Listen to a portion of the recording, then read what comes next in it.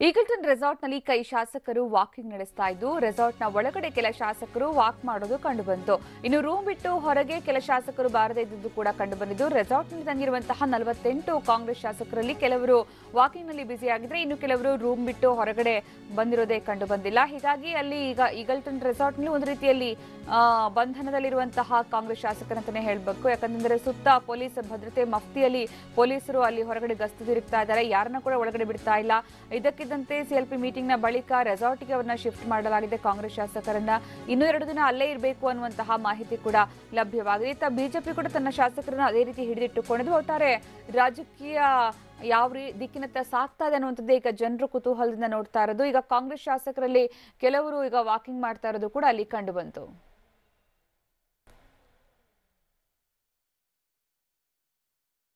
ಈ ಬಗ್ಗೆ ಹೆಚ್ಚಿನ ಮಾಹಿತಿ ನೀಡೋದಕ್ಕೆ ನಮ್ಮ ಪ್ರತಿನಿಧಿ ಪ್ರಶಾಂತ್ ಈಗ ಈಗಲ್ಟನ್ ರೆಸಾರ್ಟ್ ನನ್ನ ಜೊತೆಗೆ ನೇರ ಸಂಪರ್ಕದಲ್ಲಿದ್ದಾರೆ. ಪ್ರಶಾಂತ್, ಈಗ ಈಗಲ್ಟನ್ ರೆಸಾರ್ಟ್ ನಲ್ಲಿ ಸುತ್ತಮುತ್ತ ಯಾವ ರೀತಿ ಕಂಡು ಬರ್ತಾ ಇದೆ ಪರಿಸ್ಥಿತಿ, ಮತ್ತೆ ಶಾಸಕರು ವಾಕ್ ಮಾಡೋದಕ್ಕೆ ಮುಂದಾದ್ರು ಅನ್ನುವಂತಹ ಮಾಹಿತಿ, ಯಾರ್ಯಾರು ವಾಕಿಂಗ್ ಮಾಡ್ತಾ ಇದ್ರಲ್ಲಿ? ರೆಸಾರ್ಟ್ ನಲ್ಲಿ 48 ಜನ ಕೈ ಶಾಸಕರು ತಂಗಿರುವಂತದ್ದು. ನಿನ್ನೆ ರಾತ್ರಿಯೇ ಈಗಲ್ಟನ್ ರೆಸಾರ್ಟ್ಗೆ ಸಾಕಷ್ಟು ಶಾಸಕರು ಕೂಡ ಬಂದಿದ್ದಾರೆ. ಅದರಲ್ಲಿ ವಂಡರಾದಲ್ಲಿ ಸಾಕಷ್ಟು ಜನ ಶಾಸಕರಿದ್ರೆ ಈಗಲ್ಟನ್ ರೆಸಾರ್ಟ್ ನಲ್ಲಿ 48 ಜನ ಶಾಸಕರಿದ್ದಾರೆ. ಈಗಾಗಲೇ ಬೆಳಗ್ಗೆ 7 ಗಂಟೆ ಸುಮಾರಿಗೆ ಬಹುತೇಕ ಶಾಸಕರು ರೂಮ್ ನಿಂದ ಎದ್ದು ಬಂದು ವಾಕಿಂಗ್ಗೆ ಮುಂದಾಗಿದ್ದಾರೆ. ಇನ್ನು ಬಹುತೇಕ ಶಾಸಕರುಗಳು ರೆಸಾರ್ಟ್ ನಿಂದ ಹೊರಗೆ ಬಂದಿಲ್ಲ.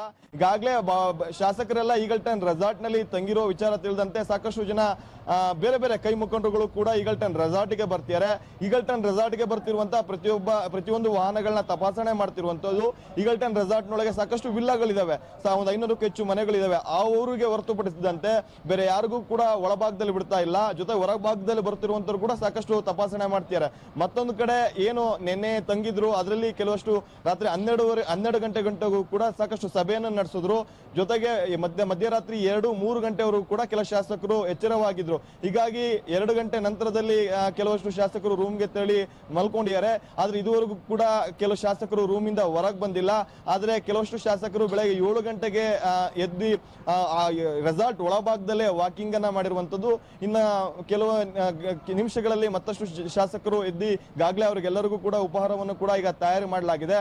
12 ಗಂಟೆಗೆ ಸಭೆಯನ್ನು ಕೂಡ ನಿಗದಿ ಮಾಡಿರುವಂತದ್ದು.